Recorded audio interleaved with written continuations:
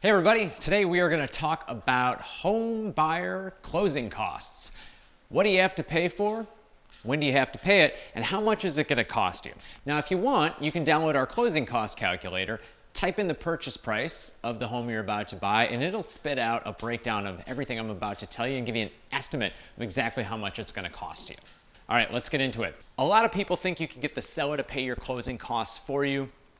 That's not technically true. We're going to talk about why. Follow along to the end and we'll tell you how you can at least avoid having to pay these costs out of pocket.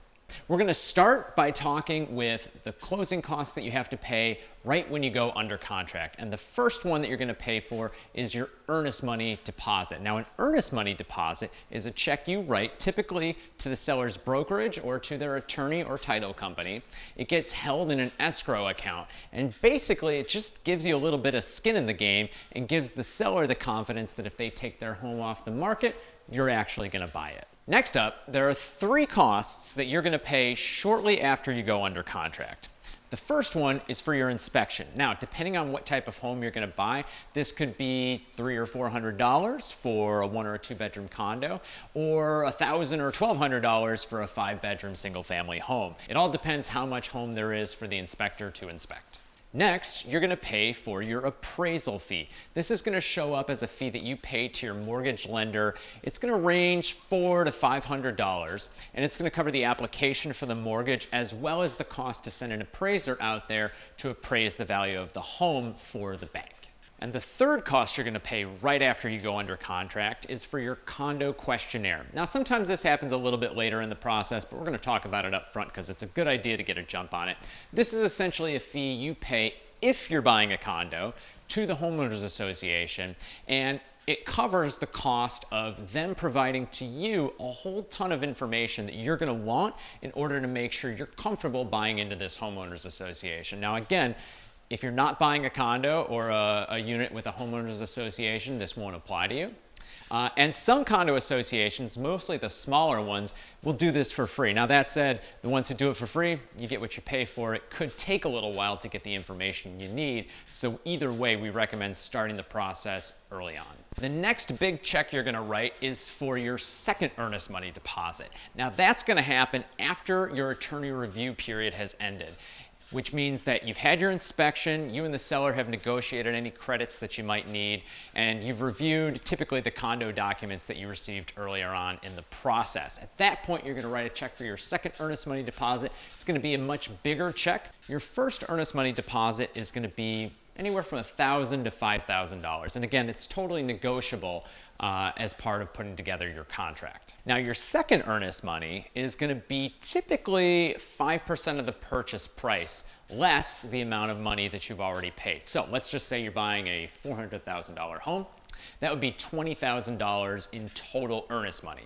If you already paid $2,500 up front for your first earnest money deposit, then your second earnest money deposit is going to be about $17,500. Once you pay your second earnest money deposit, sit back and relax. You don't have to pay any more fees for a little while. In fact, we would recommend that you don't spend very much money at all during this time. The reason being, if you go out and buy a whole bunch of furniture on your credit card, that could cause you some problems in terms of financing, which could delay your closing or cause issues with it. All right, fast forward, it's closing day. Probably 6 weeks have elapsed since you went under contract on your home.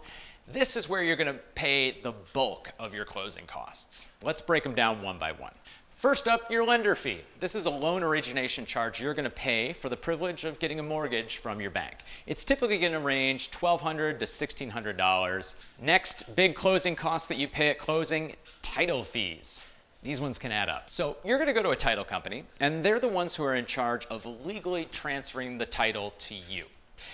To do so, they're going to also issue you an insurance policy that says, hey, don't worry, there aren't any liens on this title or any issues that are going to pop up with your ownership of this property after you close. And they're going to give an insurance policy to you, and they're also going to give one to your lender. It's not cheap. It just keeps going up. On the low end, it's probably $2,000 to $2,500, and it goes up from there. The more expensive of a home you're purchasing, the higher your title fees will be. We recommend that you get an estimate from either a closing cost calculator or an attorney or lender you're working with in your market to make sure you get the most accurate numbers. The next major closing cost you're going to pay at closing: taxes. In most jurisdictions, you are going to pay a transfer tax to the city government, to the state government, or to your county, or sometimes all of the above. Here in Chicago, it is 0.75% of the purchase price. So again, it definitely adds up. It's right up there with title fees and your loan origination fees as some of the biggest closing costs that you'll end up paying. Next, you're going to pay your attorney. In Illinois, we're an attorney state. Your attorney's typically going to charge between $600 and $800. If you're purchasing a new construction home, it may be a little bit more just because of the additional work that goes involved there. Trust me, your attorney is a valuable resource. They're a huge help for you during the process. This is money well spent. Honestly, probably the least money you'll ever spend hiring an attorney. So those are your actual closing costs. That's the money you have to pay in order to purchase a home. But that's not all of the money that you're going to need to bring to closing. You're going to need to pay in advance for a few things. And if you want to know what each of those are, again, download our closing cost calculator or check out our blog post where we'll break each of those down for you in detail. Now, at the top, I promised you that I would talk to you about how you can avoid having to pay these costs out of your pocket. In short, that's called negotiating a closing cost credit from the seller. So here's how it works. You agree to pay the home seller, let's say $500,000 for your home, and you want them to give you a 2% closing cost credit. In other words, $10,000. So technically what's happening is the seller's getting a purchase price of $500,000, but they're turning right around and giving you $10,000 back at closing day. So sounds like a great deal for you, right? You purchase a home for $500,000, but you get $10,000 back. And you can use that $10,000 to offset your closing costs.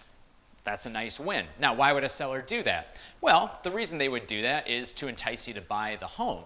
So understand this. A lot of people think, oh, I got the seller to pay for my closing costs. That's not technically true. The seller knows they're only going to get $490,000. They don't care that your purchase price was $500,000 with a 2% credit. They know that's $490,000. So if you got a purchase price of $500,000 with a $10,000 credit, just know that you could have got the seller to just sell you the place for $490,000. So what you effectively did was you financed your closing costs. You rolled those into the purchase price of the home and avoided having to pay for them out of pocket. And to be honest, folks, with mortgage interest rates as cheap as they have been since a while now, 15 years or so, as cheap as they have been, that's not necessarily a bad idea. If you can borrow money at 3 or 4% interest rate, or even 5% interest rate, a lot of economists will tell you should try to get as much money as you can at that price, especially if it's often tax deductible depending on your tax situation. So those are your closing costs, when you have to pay them, and how much they're going to cost you. Again, if this is seeming like a lot of math, if you were writing down real fast and straining your wrist, just go over to our blog post, download our closing cost calculator, punch in the purchase price of your home and a few other little details. It'll break down exactly how much you're going to need to pay for closing costs, prepaid interest, and your down payment, when you're going to need to pay each of those things, and give you a nice total at the end so that you can go out there and negotiate those closing cost credits into the purchase price of your home.